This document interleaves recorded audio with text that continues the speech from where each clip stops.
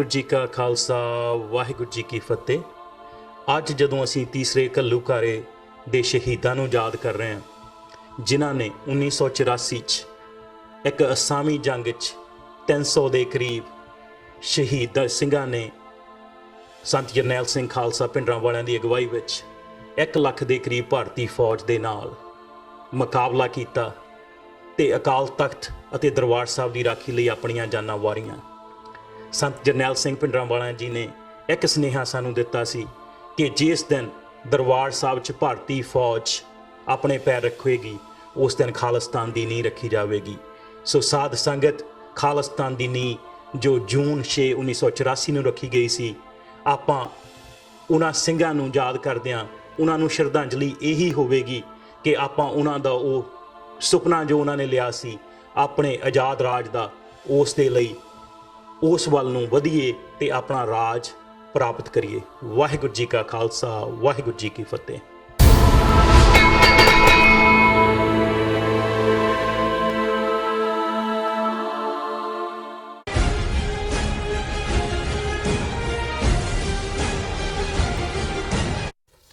ਦਰਸ਼ਕੋ, break ਤੋਂ ਬਾਅਦ ਤੁਹਾਡਾ ਸਭ ਦਾ ਨਿੱਘਾ ਸਵਾਗਤ ਹੈ। ਹੁਣ ਆਪਾਂ ਥੋੜੇ ਹੀ ਪਲਾਂ ਵਿੱਚ ਤੁਹਾਡੇ ਜੋ ਮੈਸੇਜ ਨੇ ਜਿਹੜੇ ਤੁਸੀਂ ਬੜੇ ਹੀ ਪਿਆਰ ਨਾਲ ਭੇਜੇ ਨੇ ਸਾਨੂੰ, ਸੋ ਅਸੀਂ ਥੋੜੇ ਹੀ ਪਲਾਂ ਵਿੱਚ ਉਹਨਾਂ ਨੂੰ ਸਾਂਝੇ ਕਰਨ ਜਾ ਰਹੇ ਹਾਂ। ਤੁਸੀਂ ਸਾਡੇ ਨਾਲ ਇਸੇ ਤਰ੍ਹਾਂ ਹੀ ਜੁੜੇ ਰਹਿਣ। ਜੋ ਅੱਜ ਦਾ ਸੈਕੰਡ ਵਾਲਾ ਇਸ਼ੂ ਸੀ ਉਹ ਇਹ ਸੀ ਕਿ ਜੂਨ 1984 ਦੀ ਤਰਾਸਦੀ ਬਾਰੇ ਅਦਿਲਾ ਨੂਰੀਨ ਜੀ ਦੇ ਉਹਨਾਂ ਦਾ ਜੋ ਆਰਟੀਕਲ ਸੀ ਨੇਸ਼ਨ ਅਖਬਾਰ ਵਿੱਚ ਜੋ ਛਪਿਆ ਸੀ, ਉਸ ਉੱਪਰ ਡਾਕਟਰ ਸਾਹਿਬ ਨੇ ਆਪਣੇ ਵਿਚਾਰ ਤੁਹਾਡੇ ਨਾਲ ਸਾਰਿਆਂ ਨਾਲ ਸਾਂਝੇ ਕੀਤੇ। ਔਰ ਜੋ ਅੱਜ ਦਾ ਅਗਲਾ ਇਸ਼ੂ ਹੈ ਉਸ ਉੱਪਰ ਆਪਾਂ ਡਾਕਟਰ ਸਾਹਿਬ ਦੇ ਵਿਚਾਰ ਸੁਣਦੇ ਹਾਂ।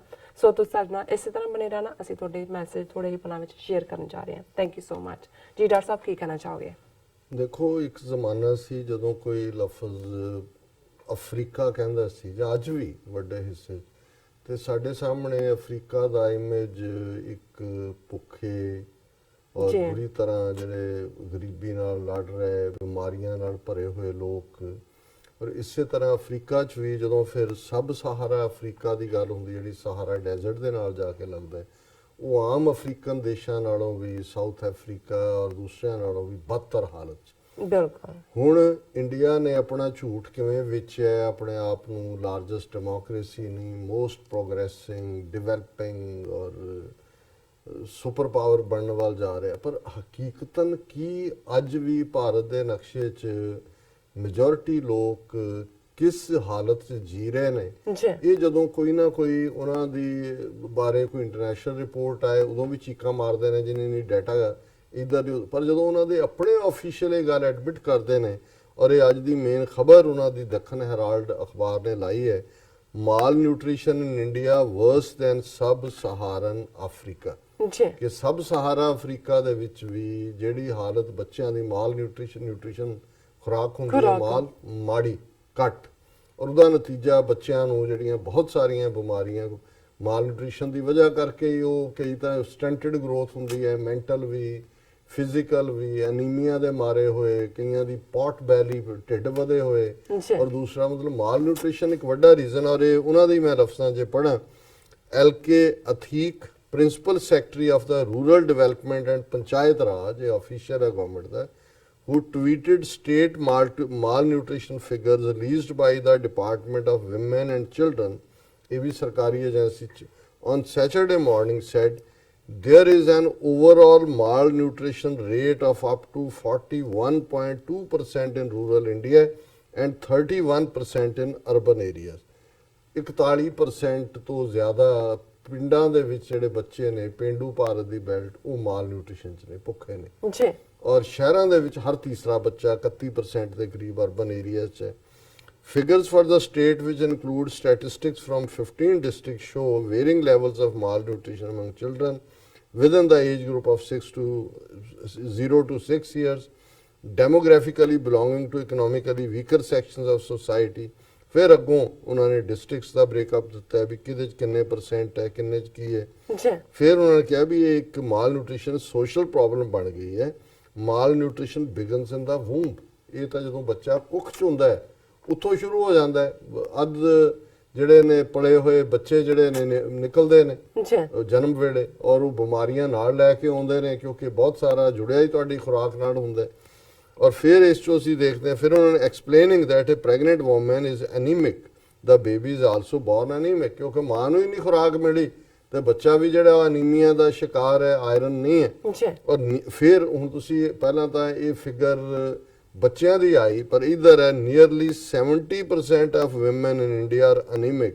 Athik added, the first 1000 days of baby's development, which translates to 3 years, including 9 months of pregnancy, are crucial to a child's development, and if there is malnutrition at this early stage, it is irreversible in later years. 3 ਸਾਲ ਤੱਕ ਜੇ ਬੱਚੇ ਨੂੰ ਉਹਦੀ ਖੁਰਾਕ ਠੀਕ ਨਹੀਂ ਮਿਲੀ, ਬਾਅਦ 'ਚ ਭਾਵੇਂ ਤੁਸੀਂ ਢੇਰ ਲਾ ਦਿਓ ਚੰਗੀ ਖੁਰਾਕ ਦਾ, ਜਿਹੜਾ ਡੈਮੇਜ ਉਹ ਹੋ ਜਾਂਦਾ ਹੈ। ਔਰ 70% ਦੀ ਔਰਤਾਂ, ਇੰਡੀਆ ਦੀ ਫਿਗਰ ਹੈ 70% ਔਰਤਾਂ ਅਨੀਮਿਕ ਨੇ। ਜੀ ਪਰ ਇਹ ਵੱਡਾ ਭਾਰਤ ਸੁਪਰ ਪਾਵਰ ਔਰ ਇਹ ਉਹ, ਔਰ ਉਹਦੇ ਚ ਉਹਨੇ ਅੱਗੋਂ ਆਫੀਸ਼ੀਅਲਸ ਨੂੰ ਕੋਟ ਕੀਤਾ ਹੈ ਕਿ ਜੀ ਇਹ ਸਾਰੇ ਜਿਹੜੇ ਨੇ ਉਹਦੇ ਚ ਇਹ ਸੁਸਾਇਟੀ ਰਿਸਪੌਂਸਿਬਲ ਹੈ, ਔਰ ਇਹ ਜਿਹੜਾ ਗਵਰਨਮੈਂਟ ਹੁਣ ਟਾਇਲਟ ਬਣਾ ਰਹੀ ਹੈ, ਫਰਾਣਾ ਕਰ ਰਿਹਾ ਹੈ, ਢਿਮਕਾ ਕਰ ਰਿਹਾ ਹੈ। ਪਰ ਕੁੱਲ ਮਿਲਾ ਕੇ ਜਦੋਂ ਇਸ ਕਿਸਮ ਦੀ ਕੋਈ ਰਿਪੋਰਟ ਉਹਨਾਂ ਦੇ ਆਪਣੇ ਹਵਾਲੇ ਨਾਲ ਆਉਂਦੀ ਹੈ ਤੇ ਇਹ ਇੰਡੀਆ ਦੀ ਟਰੂ ਪਿਕਚਰ ਹੈ। ਔਰ ਜਦੋਂ ਇਮਰਾਨ ਖਾਨ ਬਾਰ-ਬਾਰ ਇਹ ਕਹਿੰਦੇ ਨੇ ਜੀ ਆਓ ਜੰਗ ਦੀ ਗੱਲ ਛੱਡੀਏ, ਗੱਲਬਾਤ ਰਾਹੀਂ ਮਸਲਾ ਹੱਲ ਕਰੀਏ, ਔਰ ਉਹ ਕਹਿੰਦੇ ਨੇ ਕਿ ਭਾਈ ਜਿਹੜੀ ਪਾਵਰਟੀ, ਮਾੜੀ ਸਿਹਤ, ਅਨਐਜੂਕੇਸ਼ਨ, ਬਿਲਕੁਲ ਇਹ ਨੇ ਅਸਲੀ ਬਿਮਾਰੀਆਂ ਜਿਹੜੇ ਜਾਂ ਅਸਲੀ ਸਾਡੇ ਦੁਸ਼ਮਣ ਜਿਹੜੇ ਇੰਡੀਆ ਔਰ ਪਾਕਿਸਤਾਨ ਦੋਨਾਂ 'ਚ ਨੇ। ਇਹਨਾਂ ਦੇ ਖਿਲਾਫ ਲੜੀਏ, ਪਰ ਕੌਣ ਕਹੇ ਜੰਗਬਾਜ਼ਾਂ ਨੂੰ ਕਿ ਇਸ ਜੰਗਬਾਜ਼ੀ ਤੋਂ ਬਾਜ ਆਓ। ਬਿਲਕੁਲ। ਔਰ ਸਭ ਹੁਣ ਆਪਾਂ ਦਰਸ਼ਕਾਂ ਦੇ ਜੋ ਮੈਸੇਜ ਨੇ ਉਹ ਸ਼ੇਅਰ ਕਰਨ ਜਾ ਰਹੇ ਹਾਂ। ਔਰ ਮੁਹੰਮਦ ਫੈਜ਼ਲ ਮਜੀਦ ਸਾਨੂੰ ਲਿਖਦੇ ਨੇ, sex should realize if they can rule a subcontinent in past they can snatch their Khalistan. No weapon of the world is bigger than the thinking of sex should start and end on Khalistan. ਬਹੁਤ ਸ਼ੁਕਰੀਆ। ਮੈਂ ਸਮਝਦਾ ਵੀ ਬਹੁਤ ਕੀਮਤੀ ਗੱਲ ਉਹਨਾਂ ਨੇ ਕੀਤੀ ਹੈ ਜੀ ਕਿ ਸਭ ਤੋਂ ਵੱਡੀ ਪਾਵਰ ਵਿਲ ਹੁੰਦੀ ਹੈ। ਜੇ ਅਸੀਂ ਇੱਕ ਵੱਡੇ ਹਿੱਸੇ 1.5 ਲੱਖ ਮੁਰੱਬਾ ਮੀਲ ਦੇ ਉੱਤੇ 1849 ਤੱਕ ਬਾਦਸ਼ਾਹਤ ਕੀਤੀ ਹੈ ਤੇ ਅੱਜ ਸਾਨੂੰ ਕੌਣ ਰੋਕ ਸਕਦਾ, ਜਦੋਂ ਕਿ ਅੱਜ ਅਸੀਂ ਮੱਚ ਮੋਰ ਬੈਟਰ ਪੋਜੀਸ਼ਨ 'ਚ ਹੈ।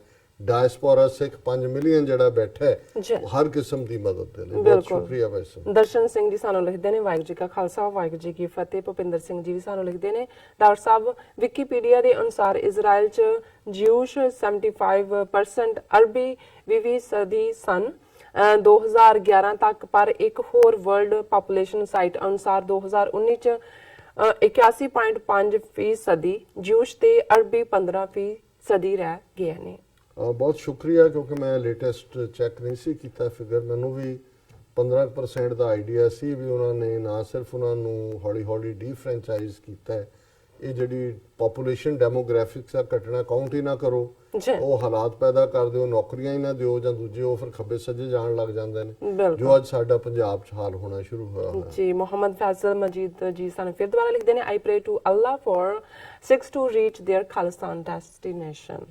ਸੋ ਅੱਗੇ ਵੀ ਮੇਰੇ ਕੋਲ ਮੈਸੇਜ ਨੇ ਦੂਸਰੇ ਸੈਗਮੈਂਟ ਤੇ ਵੀ ਉਹ ਆਪਾਂ ਸ਼ੇਅਰ ਕਰ ਲਵਾਂਗੇ। ਜੀ ਦਾ ਮੈਸੇਜ ਮੈਂ ਕਰੰਟ ਇਸ ਸੈਗਮੈਂਟ 'ਚ ਹੀ ਦੇਖ ਰਿਹਾ, ਪਹਿਲਿਆਂ ਦੀਆਂ ਉਹ ਸਾਡੀ ਟੈਕਨੀਕਲ ਟੀਮ ਵਾਲੇ ਪਿਕਚਰ ਨਹੀਂ ਲੈ ਸਕੇ ਕਿਉਂਕਿ ਬਾਅਦ 'ਚੋਂ ਡਿਸਅਪੀਅਰ ਹੋ ਜਾਂਦੇ ਨੇ। ਬਿਲकुल। ये ताहिर महमूद जी ने लिखा है, डॉक्टर साहब आपका प्रोग्राम पाकिस्तान और इंडिया में सुबह के 4:30 बजे देखा जाता है।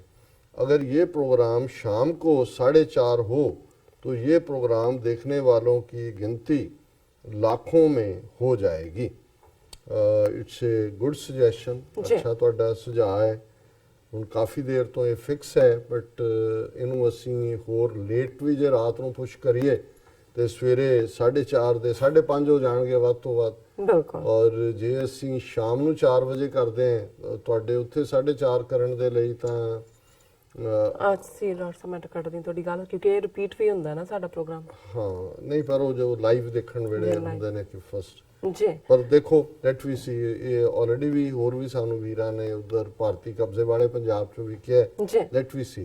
ਜੀ ਬਿਲਕੁਲ। ਖਾਲਸ ਦਰੀਕੀ ਜੀ ਸਾਨੂੰ ਲਿਖਦੇ ਨੇ ਜੰਮੂ ਕਸ਼ਮੀਰ ਤੋਂ, good morning and Sat Sri Akal, thank you so much. Good morning ji ਔਰ ਸਤਿ ਸ਼੍ਰੀ ਅਕਾਲ। ਇੰਦਰਵੀਰ ਨਿੱਜਰ ਸਾਨੂੰ ਵਾਹਿਗੁਰੂ ਜੀ ਕਹਿੰਦੇ ਨੇ, ਮਹਿਬੂਬ ਸਿਕੰਦਰ ਜੀ ਕਹਿੰਦੇ ਨੇ ਕਿ ਮੈਂ ਪਾਕਿਸਤਾਨ ਤੋਂ ਆ। ਮੋਹਨ ਖਾਨ ਸਾਨੂੰ ਲਿਖਦੇ ਨੇ, ਡਾਕਟਰ ਸਾਹਿਬ ਤੁਹਾਡੀ ਟੀਮ ਨੂੰ ਵਾਹਿਗੁਰੂ ਜੀ ਕਾ ਖਾਲਸਾ ਵਾਹਿਗੁਰੂ ਜੀ ਕੀ ਫਤਿਹ। ਐਂਡ ਉਹਨਾਂ ਨੇ ਕਿਹਾ ਕਿ ਖਾਲਿਸਤਾਨ ਜ਼ਿੰਦਾਬਾਦ। ਜਗਤਾਰ ਸਿੰਘ ਸਿੰਘ ਵੀ ਸਾਨੂੰ ਕਹਿੰਦੇ ਨੇ ਖਾਲਸਾ ਜ਼ਿੰਦਾਬਾਦ ਜ਼ਿੰਦਾਬਾਦ। ਐਂਡ ਮਹਿਮੂਦ ਸਿਕੰਦਰ ਜੀ ਨੇ ਲਿਖਿਆ ਪਤਾ ਨਹੀਂ ਤੁਹਾਡੇ ਵਿਊਜ਼ 1000 ਦੇ ਵਿੱਚ ਕਦੋਂ ਜਾਣਗੇ, ਪਰ ਉਹਨਾਂ ਨੂੰ ਜਸਵਿੰਦਰ ਸਿੰਘ ਜੀ ਨੇ ਉਹਨਾਂ ਨੂੰ ਜਵਾਬ ਦਿੱਤਾ ਹੈ कि सर जी प्रोग्राम का नाम सचो सच है, हम किसी सॉफ्टवेयर की मदद नहीं चाहते, इंशाल्लाह हम होंगे कामयाब। जसी जी ने लिखा। ਹਾਂ ਬਹੁਤ ਸ਼ੁਕਰੀਆ। ਮੈਂ ਸਮਝਦਾ ਵੀ ਇਹ ਜਿਹੜਾ ਬਹੁਤ ਵਾਰ ਸਾਨੂੰ ਲੱਗਦਾ ਹੈ ਕਿ ਲੱਖਾਂ ਵਿਊਅਰਸ ਕਈਆਂ ਦੇ ਫਸਟ 2 ਆਵਰ ਚ ਹਾਂ ਗਾਣੇ ਔਰ ਦੂਜੇ ਤੀਜੇ ਘਟੀਆਪਨ ਜੋ ਚੱਲਦਾ ਹੈ ਜੀ ਲੇਕਿਨ ਸਾਡੇ ਨਾਲ ਉਹੀ ਜੁੜੇ ਨੇ ਜਾਂ ਜੁੜਦੇ ਨੇ ਜਿਹੜੇ ਸੱਚਮੁੱਚ ਹੀ ਸੱਚ ਦੇ ਮੁਤਲਾਸ਼ੀ ਨੇ। ਬਿਲਕੁਲ। ਔਰ ਫਿਰ ਵੀ ਅਸੀਂ ਇਸ ਗੱਲ ਦੇ ਉੱਤੇ ਖੁਸ਼ੀ ਮਹਿਸੂਸ ਕਰਦੇ ਹਾਂ ਕਿ ਹੁਣ ਕੇਸ ਤਾਂ ਅਸੀਂ ਹੈਗੇ ਹਾਂ, ਇਹ ਤਾਂ ਨਹੀਂ ਹੈ। ਉਹ ਇਸ ਵੇਲੇ 60,000 ਤੋਂ ਜ਼ਿਆਦਾ YouTube ਦੇ ਸਬਸਕ੍ਰਾਈਬਰ ਵੀ ਨੇ ਔਰ Facebook ਤੇ ਵੀ ਜਦੋਂ ਚੱਲ ਵੀ ਰਿਹਾ ਹੁੰਦਾ ਹੈ ਉਦੋਂ। ਲੇਕਿਨ ਸਰਟਨਲੀ ਜਿਹੜੀ ਗੱਲ ਹੈ ਸਾਡੇ ਵੈਲ ਵਿਸ਼ਰ ਨੇ ਇਹ ਚਾਹੁੰਦੇ ਨੇ ਕਿ ਸਾਡੀ ਵਿਊਅਰਸ਼ਿਪ ਹੋਰ ਵੀ ਵਧੇ। ਸ਼ਾਇਦ ਸਾਨੂੰ ਕੁਛ ਆਂਦਾ ਵੀ ਨਹੀਂ ਹੈ ਐਡਵਰਟਾਈਜ਼ ਕਰਨਾ ਜਾਂ ਟਾਈਮ, ਜਿਵੇਂ ਵੀਰ ਨੇ ਕਿਹਾ ਤਾਹਿਰ ਜੀ ਨੇ ਕਿ ਵੀ ਕੋਈ ਟਾਈਮ ਦਾ ਅਸੀਂ ਚੇਂਜ ਕਰੀਏ, ਬਟ ਫਿਰ ਵੀ ਸਾਨੂੰ ਖੁਸ਼ੀ ਹੈ ਕਿ ਸਾਡੇ ਨਾਲ ਸੱਚ ਦੇ ਰਸਤੇ ਦੇ ਪੰਧ ਦੀ ਵੱਡੀ ਗਿਣਤੀ ਦੇ ਵਿੱਚ ਜੁੜ ਰਹੇ ਨੇ ਔਰ ਕਾਫਲਾ ਹੌਲੀ ਹੌਲੀ ਵੱਧ ਰਿਹਾ ਹੈ। ਜੀ ਡਾਕਟਰ ਸਾਹਿਬ ਮੁਹੰਮਦ ਅਸਜਦ ਸਾਨੂੰ ਲਿਖਦੇ ਨੇ ਗ੍ਰੇਟ ਜੀ, ਇਨਸ਼ਾਅੱਲਾ ਵਨ ਡੇ ਮੇਕ ਖਾਲਿਸਤਾਨ ਆਪਣਾ ਘਰ ਆਪਣਾ ਹੀ ਹੁੰਦਾ। ਗੋਲਾ ਸਿੰਘ ਜੀ ਸਾਨੂੰ ਲਿਖਦੇ ਨੇ 1-2 ਭੇਡਾਂ ਚਰਦੀਆਂ ਲਾਈਵ ਤੋਂ ਬਾਅਦ ਵਿੱਚ ਆ ਜਾਂਦੀਆਂ, ਉਹਨਾਂ ਨੂੰ ਡੰਡਾ ਮਾਰ ਕੇ ਮੋਦੀ ਦੇ ਖੇਤ ਵਿੱਚ ਕੱਢ ਦਿਆ ਕਰੋ। ਬਿਲਕੁਲ ਠੀਕ। ਕਰਨੈਲ ਸਿੰਘ ਜੇ ਉਹਨਾਂ ਭੇਡਾਂ ਦੀ ਗੱਲ ਕਰਦੇ ਵਿੱਚ ਆ ਵੜਦੇ ਆ ਕਿ ਖਰਾਬੀ। ਕਰਨੈਲ ਸਿੰਘ ਜੀ ਸਾਨੂੰ ਲਿਖਦੇ ਨੇ 1984 ਦੀ ਯਾਦ ਵਕਤ ਸਿੱਖਾਂ ਵਿੱਚ ਸਰਕਾਰੀ ਏਜੰਟ ਲੋਕਾਂ ਦਾ ਬੋਲਬਾਲਾ ਵੱਧ ਜਾਪਦਾ, ਕਿਉਂਕਿ ਜੇਕਰ ਕੁਝ ਪ੍ਰਾਪਤ ਕਰਨਾ ਤਾਂ ਸਾਰਾ ਸਾਲ ਨਹੀਂ ਸਾਰੀ ਜ਼ਿੰਦਗੀ ਲਾਇਆ ਵੀ ਨਿਸ਼ਾਨਾ ਪ੍ਰਾਪਤ ਹੋ ਜਾਏ। ਧੰਨ ਭਾਗ ਹਨ ਨਿਸ਼ਾਨਾ ਉਸ ਲੀਡਰਸ਼ਿਪ ਨੇ ਤੈਅ ਕਰਨਾ ਜਿਸ ਨੇ ਕੋਠੀਆਂ ਕਾਰਾਂ ਜਾਇਦਾਦ ਬੱਚਿਆਂ ਦਾ ਮੋਹ ਨਹੀਂ ਕਰਨਾ। ਦੇਖੋ ਇਹਦੇ 'ਚ ਕੋਈ ਸ਼ੱਕ ਨਹੀਂ ਹੈ ਕਿ ਇਹ ਰਸਤਾ ਜਿਹੜਾ ਹੈ ਉਹ ਵਿਖੜਾ ਪੈਂਡ ਹੈ ਜੀ, ਔਰ ਇਹਦੇ 'ਚ ਵੀ ਕੋਈ ਸ਼ੱਕ ਨਹੀਂ ਹੈ ਕਿ ਇਹ ਰੱਬ ਦੀ ਰਹਿਮਤ ਦੇ ਨਾਲ ਹੀ ਰੱਬ ਤੌਫੀਕ ਦਿੰਦਾ ਹੈ ਕਿ ਕੋਈ ਸਾਬਤ ਕਦਮਾਂ ਨਾਲ ਖਲੋਤਾ ਰਹੇ। ਪਰ ਠੀਕ ਫਰਮਾਇਆ ਇਹਨਾਂ ਨੇ ਕਿ ਇਹ ਕੋਈ ਸੌਖਾ ਨਹੀਂ ਹੈ ਜਾਂ ਇਹ ਫਸਲੀ ਬਟੇਰਿਆਂ ਦਾ ਕੰਮ ਨਹੀਂ ਹੈ। ਜੀ ਰਾਜ ਸਾਹਿਬ ਹੁਣ ਆਪਾਂ ਬ੍ਰੇਕ ਤੇ ਚੱਲਦੇ ਹਾਂ। ਅਸੀਂ ਸਭ ਦਾ ਬਹੁਤ-ਬਹੁਤ ਸ਼ੁਕਰੀਆ ਅਦਾ ਫਿਰ ਦੁਬਾਰਾ ਕਰਦੇ ਹਾਂ। ਵਿਊਅਰਸ ਦੋਸਤਾਂ ਨੈਸਰਾ ਮਨੇਰਾ ਨਾਲ ਮਿਲਦੇ ਹਾਂ ਛੋਟੇ ਜਿਹੇ ਬ੍ਰੇਕ ਤੋਂ ਬਾਅਦ।